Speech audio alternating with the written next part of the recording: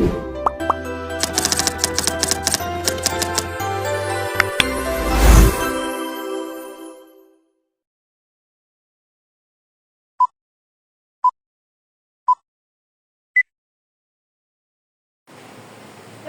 teman-teman, hari ini kita akan belajar tentang cerita lintas zaman. Sebelumnya ada yang tahu apa itu cerita lintas zaman?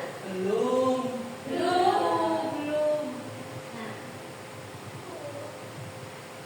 pengertian cerita lintas zaman adalah cerita karya sastra yang menggabungkan unsur waktu berbeda seperti masa lalu, masa kini, atau masa depan dalam satu cerita. Contohnya dalam cerita sejarah, fiksi ilmiah, fantasi, dan cerita kilas balik. Kalau kalian tahu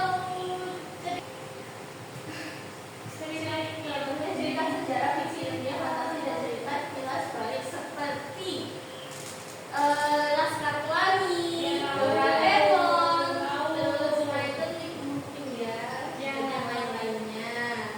Nah, ciri-ciri cerita lintas zaman itu ada 5, yaitu pertama mengandung lebih dari satu latar waktu. Yang seperti tadi karena ceritanya termasuk cerita lintas zaman berarti peralihan masa lalu, kini, dan masa depan. Dan yang kedua ada perpindahan waktu, masa lalu, masa kini, masa depan.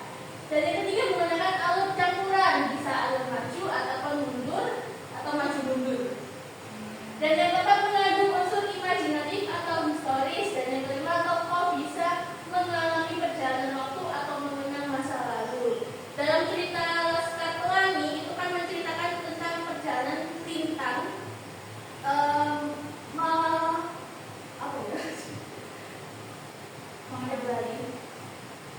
tentang pendidikan Lintang dalam